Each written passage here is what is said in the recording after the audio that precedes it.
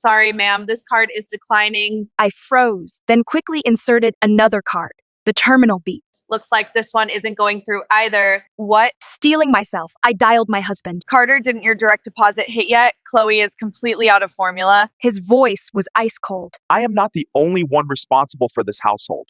You need to learn to be independent, not live like a parasite who can't even pay for basic necessities. With that one sentence, he declared war. Fine, let the hunt begin. Ma'am, are you still buying the formula? The cashier's tone dripped with impatience. Jolting back to reality, I noticed the checkout line stretching down the aisle behind me. I am sorry, I have to put it back. Pushing the empty cart out of the grocery store, I dialed my mother-in-law's number. After a dozen rings, she finally answered over the loud ringing and clatter of casino slot machines. Make it quick. I am in the middle of a bonus round. I took a deep breath, forcing the words out. Helen, Carter's company delayed his paycheck this month. Could you watch Chloe for a couple of days so I can pick up some gig work? Absolutely not. She snapped, cutting me off. I sacrificed my whole life raising Carter. Don't try to guilt trip me. If you need money, ask your own parents. They still owe me that $10,000 they borrowed for the wedding. Tell them to pay up. She hung up. A bitter sting gathered in my eyes. When did they become like this? Probably around the time our daughter got seriously ill a year ago. Between the hospital deductibles and out-of-pocket costs, all our premarital savings were completely wiped out. Carter was on a business trip at the time. He promised me over the phone. Babe, all my cash is tied up in the market right now. Put it on your credit cards for now. I'll pay it off as soon as my stock's best. From that day on, my mother-in-law looked at my daughter with pure contempt. Some kids are just born liabilities, destined to bleed their families dry. And Carter started complaining constantly. My uncle's company is restructuring. I didn't get laid off, but the economy is so bad, my salary got slashed in half. You have no idea how brutal it is out there since you don't work. Ask your parents to pitch in. Once Uncle Robert's business bounces back, my pay will go back to normal. I'll make it up to you double then. That wait stretched into a year of watching his supposed side hustles turn into a mountain of debt, a year of his monthly salary shrinking from $10,000 to $2,500, a year of him rebranding me and my daughter from his family into parasites who can't even support themselves. Finally, I called my brother. After hearing my situation, he sighed deeply. Jenna, honestly, seeing you live like this breaks my heart. I am Venmoing you $2,000. You don't have to pay it back. But I really hope this is the last time you have to pull yourself out of this mess. After hanging up, the tears finally broke through. It turns out when you hit rock bottom, even your shadow abandons you. The same people who pressured you to settle down and have kids now stand at the edge of the pit judging your helplessness and failure. Their advice is always so perfectly rehearsed. You just need to be more accommodating to keep the peace with his family. He is under so much pressure at work. You can't expect him to do everything. A good wife is forgiving and supportive. That is how you keep your man from straying. I wiped my face and cradled my daughter who had cried herself to sleep. Only after getting married did I realize that "I'll take care of you" is the biggest lie a man can tell. Jenna, have you ever considered that Carter might be seeing someone else? My best friend Sarah's voice trembled with hesitation. My breath caught. Someone else? Then why hasn't she shown up to cause drama? And why hasn't he just asked for a divorce? Sarah scoffed over the phone. I think you've been watching too much reality television.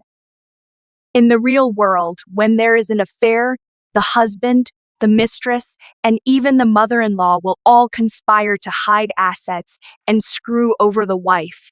You think they're just going to confess and hand you a settlement. This isn't a movie. She paused. Don't be mad at me for being blunt. I just see this every day at the law firm. Let's look at the facts objectively first. How long has it been since he contributed to the joint account? Second, do you still know his phone passcode? Third, Chloe is almost 2 family courts. Don't automatically give the mother full custody anymore.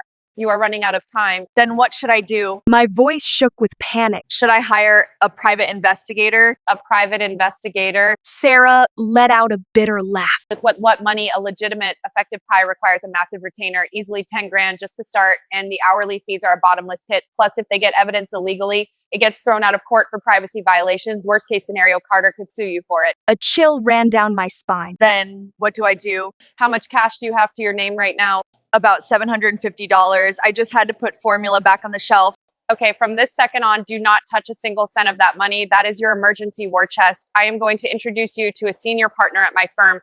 I'll float you some grocery money, but you need to let him handle the legal strategy. Sarah is the friend I trust most in this world. After college, she went straight to law school while I chose marriage. 5 years went by. She became a shark at a top corporate firm full of ambition. I became a parasite, drowning in laundry and dirty diapers. Half an hour later, an unknown number called. Hello, Jenna. My name is Luke Davis. I know time is tight, so let's cut to the chase right now. Your absolute priority is gathering evidence. Next time your husband is home, you have 2 jobs. First, photograph every single card in his wallet, even a basic car wash loyalty card. Get clear shots of the front and back. Second, watch closely to see if he has a burner phone or uses encrypted messaging apps like Signal or Telegram. No matter what you find, no matter how much money he is hiding, you must keep a poker face until we have an airtight chain of evidence. After hanging up, I sat frozen in the living room for a long time. Part of me still didn't want to believe it. His W-2S and pay stubs clearly showed he was only bringing in $2,500 a month, and our mortgage was $1,800. How could he possibly be funding an affair on that kind of budget? 3 days later, he finally came home. He dropped his suitcase by the door. Wash my summer clothes. I have another trip next week. I caught a whiff of an unfamiliar perfume on his jacket and looked at him calmly. Did your direct deposit clear yet? His hands froze on his tie. He scowled at me. Are you ever going to drop it? I barely step foot in the door, and the first thing you do is nag me about money. Seeing the raw disgust on his face, the accusations I had been swallowing for days almost spilled out. Then, Luke's warning flashed through my mind. Keep a poker face until we have an airtight chain of evidence. Watching him reach for his jacket to leave again, I turned and brought a plate of pot roast from the kitchen. Dinner's ready. Do you want to eat? His Adam's apple bobbed. He finally hung the jacket back up. I told you put it on the credit cards or ask your parents. Once my finances bounce back, I'll pay them back with interest. Okay, I understand. I lowered my eyes and served myself a plate. I won't bother you about the baby's expenses anymore. He seemed satisfied with that, picking up his fork and digging into the meat. From this moment on, I was purely focused on protecting myself. My target, my husband of 5 years. Sarah's instincts were dead on. Carter's paranoia and operational security were way beyond what I expected. He had changed his phone passcode,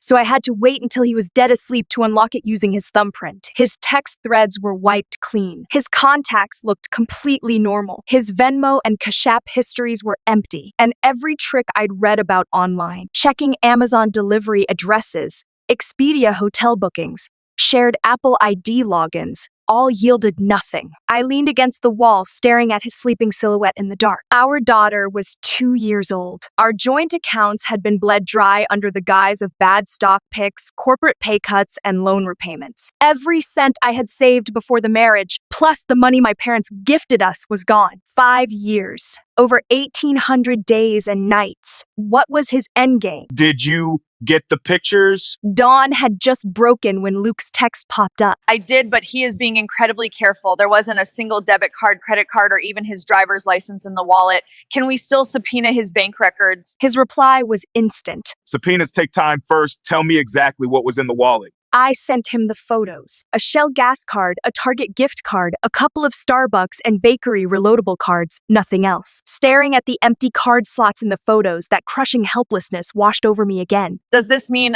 I have nothing? Almost the second I hit send, his reply came through. No words, just a grinning emoji, followed by 2 lines. We hit the jackpot. I am going to make sure you win this, but I need you to do one thing. You have to figure out a way to get him to come home one more time in the next few days. What do you mean? Why wouldn't he come home? Highly likely. Chloe's birthday is in 2 days. If my gut is right, he is about to serve you with divorce papers. Divorce papers. Yes, I bet he only came home to secure his valuable documents. Go check the safe.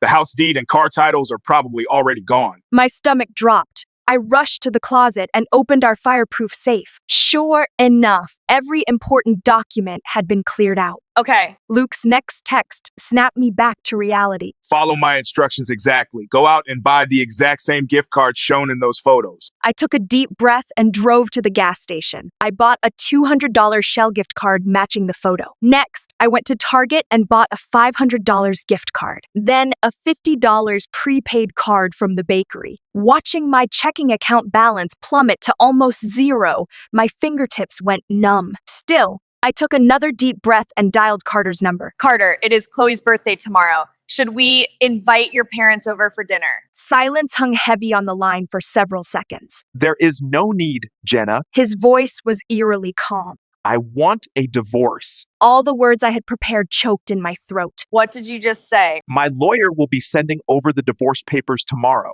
I hope we can handle this amicably. Amicably. A wave of bitter anger hit me. After 5 years of marriage, Carter, you are telling me to be amicable. Are you seeing someone else? He sighed impatiently. Don't be dramatic. I just feel like we're dragging each other down. A healthy relationship shouldn't be this exhausting.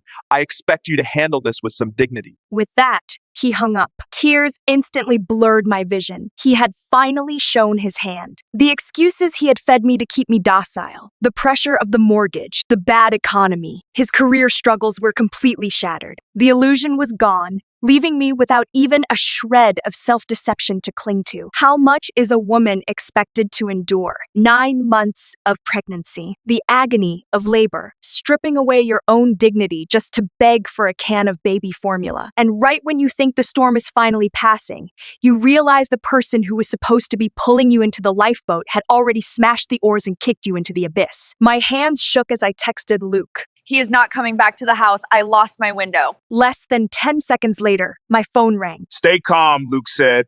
In a divorce proceeding, the marriage isn't dissolved overnight, especially if one party contests it. We have plenty of time to maneuver. Your job isn't to confront him. It is to play the role of the devoted, emotionally stable wife desperately trying to save her marriage. As long as you keep your cool, we will win this. The next day, FedEx delivered the separation agreement from Carter's attorney. I opened the manila envelope and my vision swam. He was willingly giving up full custody of Chloe. That was when it truly hit me. He had been planning his exit for a long time. As for child support, $200 a month. He even attached several bank statements to the filing, proving he had absolutely zero liquid assets left to divide. I stood frozen, my hands shaking as I took photos of the documents and texted them to Luke. Do we still have a play here? His reply came back immediately. Absolutely. You are still legally residing in the marital home as long as you don't move out. He can't just cut ties. Do not sign anything. Do not respond. Do not argue. Go about your day like nothing happened until he loses his patience and shows up in person.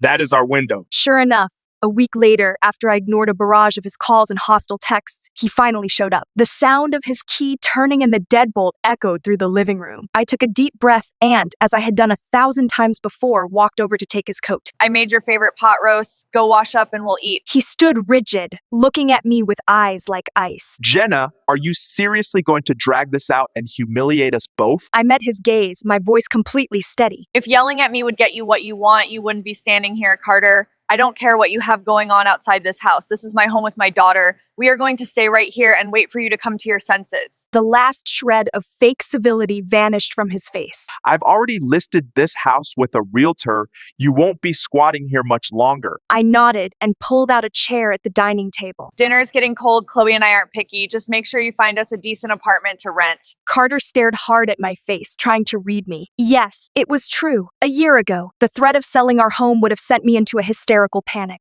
But not anymore. I had a job to do and no room for emotions. The second he turned his back to walk into the bathroom, my hand slipped deftly into his coat pocket. My heart was hammering against my ribs, but my fingers were perfectly steady. The entire swap took less than 10 seconds. The wallet slid silently back into his pocket. Pack your bags tonight. He said, coming back out and pulling out a chair. I'll find you a place to stay tomorrow. Okay. I didn't look up, focusing entirely on cutting up a piece of carrot for my daughter. We didn't say another word to each other for the rest of the meal. My mission was accomplished. The trap was set. The greatest lesson I learned was how to surgically separate my emotions from my objectives. If I needed to cry, I could wait until midnight and scream into my pillow. But in a divorce negotiation, nobody gives a damn about your tears. Around 2 a.m., I heard movement in the living room. He dragged 2 packed suitcases to the front door and walked out without looking back. Standing in the dark behind the curtains, I watched his headlights pull out of the driveway.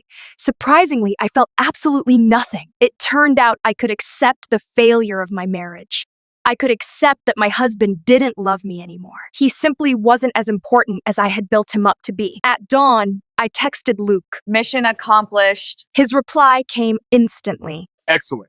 Now we enter phase 2, 0 cooperation, 0 communication. Block every move he makes until he loses his mind. We need him to formally file the lawsuit himself. I stared at my screen, confused. Make him file first. Exactly. That way, he eats the initial filing fees and looks like the aggressor. We just sit back and wait for the court date. The next day, Carter texted me an address, demanding I move out immediately. I clicked the Zillow link. It was a dingy converted basement studio in a terrible zip code. I turned off my phone without replying. A few hours later, a real estate agent showed up with a prospective buyer. I left the chain on the door. I am sorry, but this is my primary residence, and I do not consent to this sale. If you bring anyone else to my property, I will call the police and file a harassment complaint. The MLS listing was pulled down that afternoon. When Carter stormed over in a blind rage days later, he found strangers living in the house. I had packed up my daughter's things, leased out the house on a short-term sublet, and used the deposit to rent a nice, secure apartment across town. Carter completely lost his mind. When he tried to call me to scream at me, he realized his number was blocked. A week later, a process server handed me a court summons. The filing demanded an immediate divorce and full financial restitution for his stolen rental income. Sitting in his office, Luke flipped through the legal complaint, a faint smirk on his lips. The discovery phase is our golden window. We have 90 days to close the loop on the evidence. Should we hire a pie to follow him? I asked. Unnecessary. Luke said, leaning back slowly in his leather chair.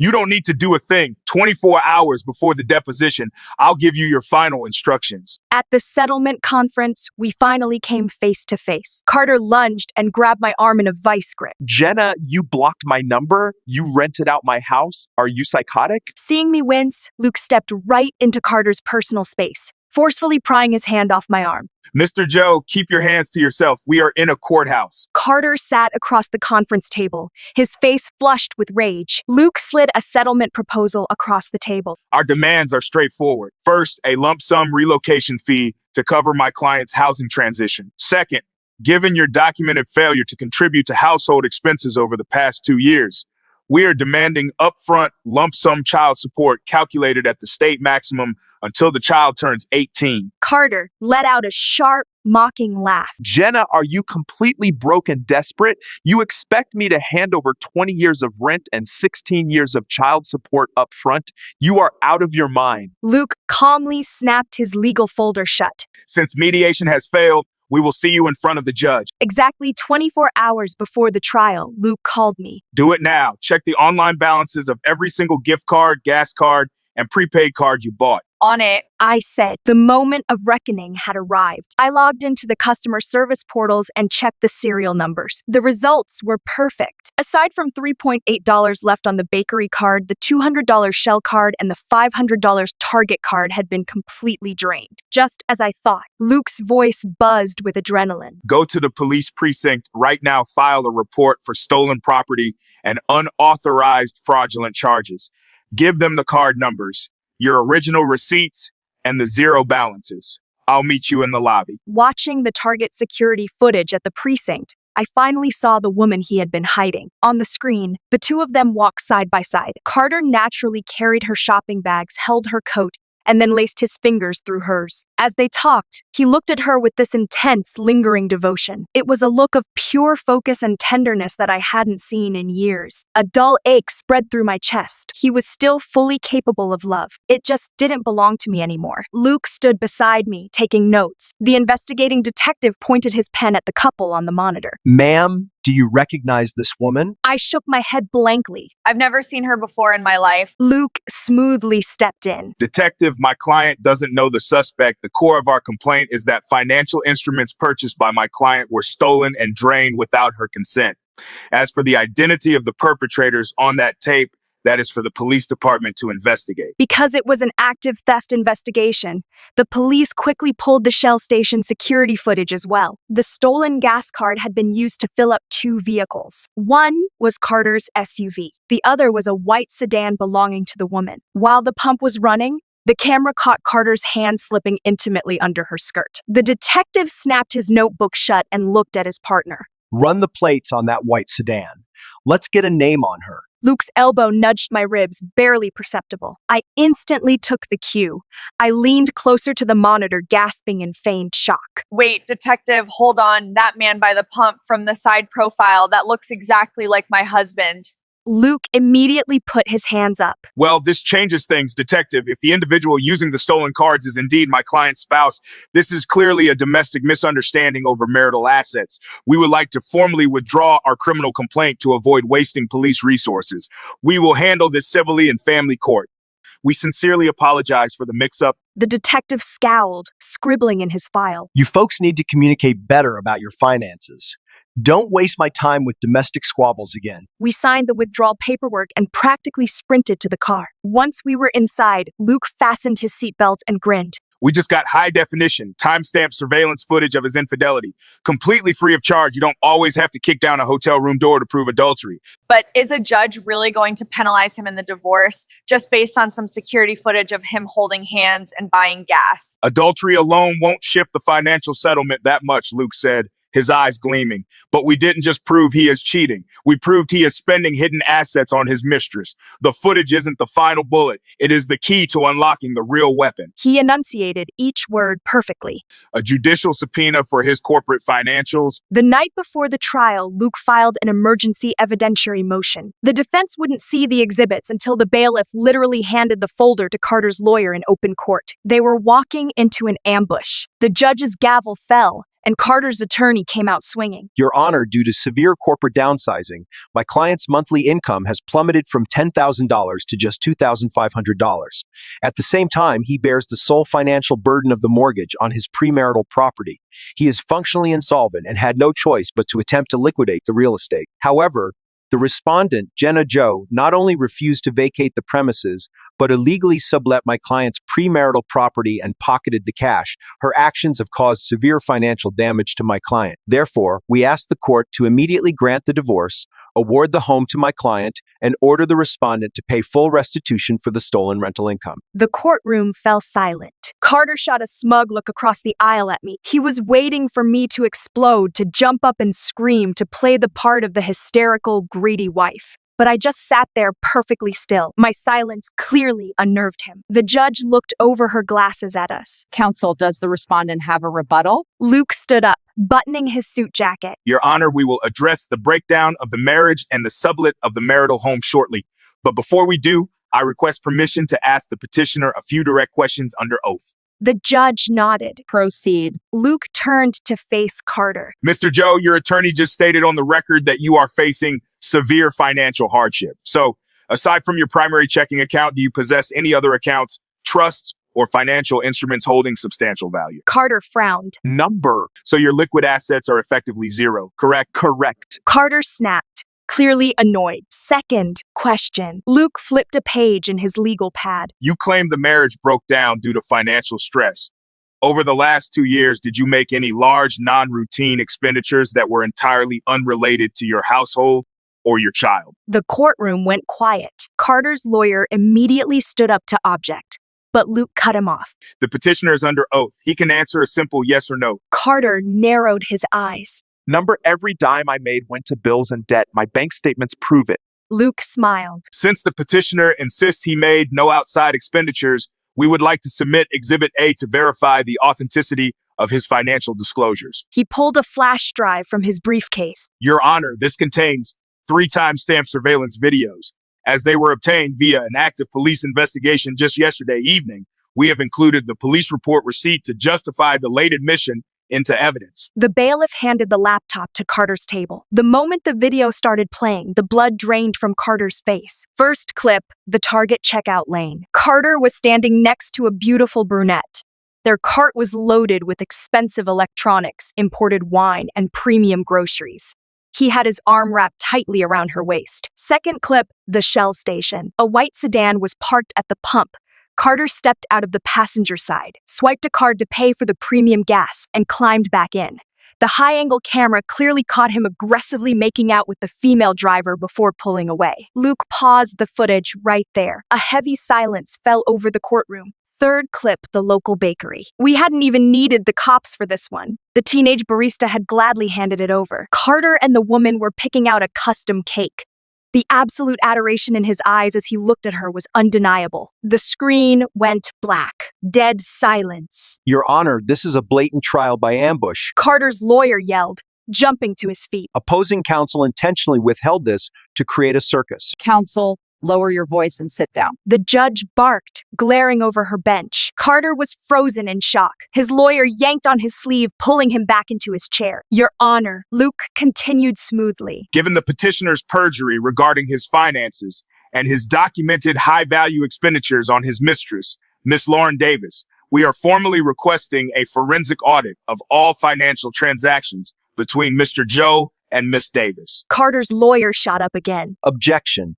This is a malicious fishing expedition designed to harass a third party. Miss Davis is not on trial here, and her finances are irrelevant. The judge raised a hand to silence the room, flipping through the police reports and receipts Luke had provided. Carter frantically whispered into his lawyer's ear.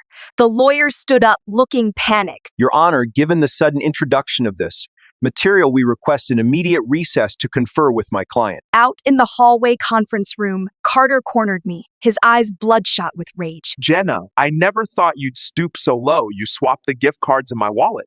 Do you know that is theft? I looked at him with wide, innocent eyes. What cards? The cards from my jacket, you stole them from me. I didn't file a police report because I was trying to be nice, and you used them to frame me. He pinched the bridge of his nose, his voice shaking with fury. What the hell is your end game here, Jenna? It is very simple, I said coldly. I want the deed to the house transferred entirely to my name. In exchange, I won't ask the court to look too closely at where all those untraceable gift cards came from. Carter stared at me, his jaw dropping. You are out of your mind. That house is my premarital asset.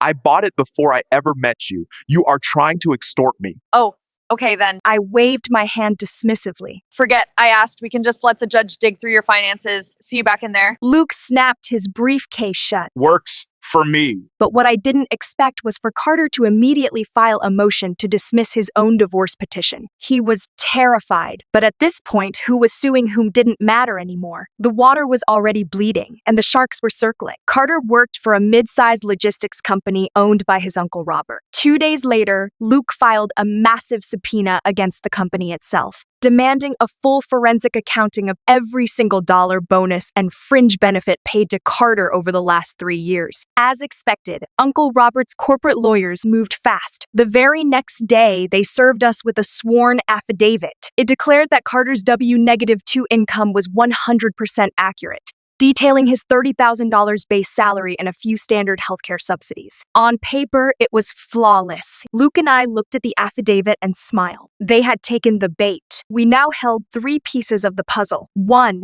The sworn corporate payroll records from his uncle. 2. The subpoenaed transaction logs from Target and Shell. 3.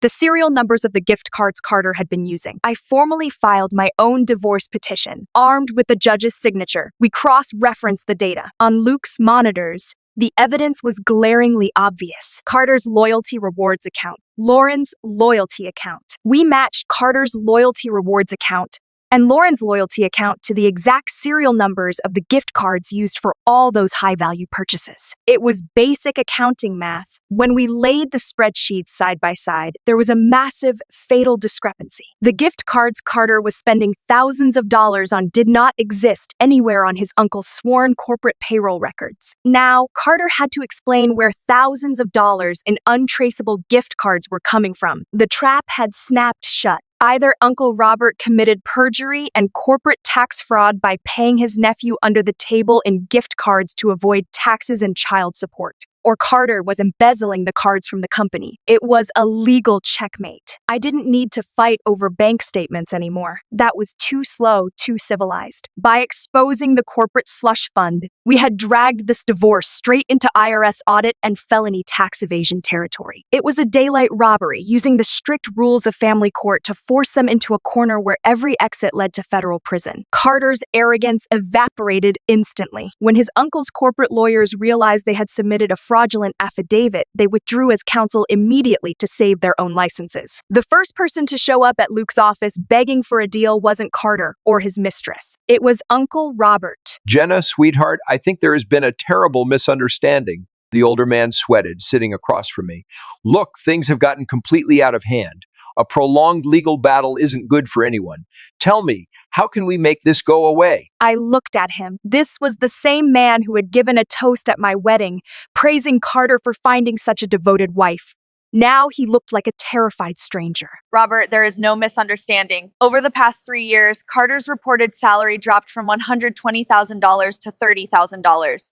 All I ever heard from him were excuses about your company struggling and the terrible economy. You helped him hide $90,000 a year off the books. You didn't just help him cheat the IRS. You helped him starve his own wife and daughter to fund his affair. As his family, you didn't just look the other way. You actively finance his double life. The fake, polite smile slid right off Robert's face. So here are my terms. First, you are going to write me a check for the back pay he hid from me with interest. Second, you are going to force Carter to pay off the remaining $400,000 mortgage on the house and sign the deed over to me free and clear. Third, you are going to fund a trust with a lump sum child support payment calculated at his true $120,000 salary to cover my daughter until she turns 18. I stared him dead in the eye. Those are my non-negotiable terms. Do we have a deal or do I call the IRS? I let a slow, cold smile spread across my face. We both knew the truth. If his company was paying Carter in untraceable gift cards to hide income, he was definitely doing it for other executives too. An IRS audit would trigger massive corporate tax penalties, back taxes for dozens of employees, and likely bankrupt his entire company. Compared to losing his entire empire to the federal government, $1 million divorce settlement was a bargain. A shrewd businessman knows when to cut his losses. Carter found out immediately. He tried frantically to reach me, but his numbers were still blocked. Finally, he called from a burner phone. His voice was a pathetic, trembling whisper. Jenna, please, I am begging you, have mercy. We were married. Please don't ruin my life. Tears spilled down my cheeks, hot and sudden. But Carter, when your daughter and I couldn't even afford a can of formula, when you called me a parasite, did you ever think about showing us mercy? When you were using company slush funds to buy imported wine, pay for hotel rooms, and buy expensive gifts just to impress your mistress, did you ever think about leaving us a way out? The day you and your uncle decided to cook the books and treat your own family like garbage, you should have known there would be a reckoning. The bill is finally due. The day we signed the final settlement, the sunlight outside the law firm was almost blinding. Sitting next to Luke, I watched in silence as Carter, Robert, and the notary signed, stamped, and sealed stack after stack of legal documents. When the newly recorded deed to the house slid across the table to me, I placed my hand flat on it. A massive weight lifted off my chest. Jenna, it is done. Robert said, standing up and straightening his tie, trying to salvage a shred of his dignity. I hope we never cross paths again. I didn't say a word, just offered him a faint, chilling smile. As Carter walked past me toward the door, his eyes were bloodshot and hollow. He opened his mouth to say something, but it just dissolved into a defeated sigh. From that moment on, we existed in completely different universes. I wired Luke his 6-figure contingency fee and gave him power of attorney to sell the house as quickly as possible. Then, I packed up my daughter and moved 3 states away to start over. A few weeks later, I got a text from Luke. Attached was a photo. Lauren sporting a nasty black eye. The text read, Just heard through the grapevine. Carter's uncle forced him to sign an ironclad 15-year employment contract where 80% of his wages are garnished to pay back the $1 million settlement. When Lauren found out he was broke and essentially indentured to his uncle, she tried to pack up and skip town. Carter caught her at the airport. They had a massive, violent blowout. Now Carter is suing her, demanding she pay back every dime he spent on her during the affair, submitting all those gift card receipts and Venmo transfers as proof of loans. Lauren couldn't afford a lawyer and couldn't pay him back, so she is stuck living with him in a crappy apartment. Every cent they make goes to paying off Uncle Robert. The honeymoon phase is dead. Now it is just screaming matches and misery every single day. They finally got exactly what they wanted, to be tied to each other forever. Honestly, it was the perfect ending. I locked my phone screen without replying. Outside my window, the sky over our new city was a brilliant, cloudless blue. Chloe was sitting on the living room rug, happily stacking her wooden blocks.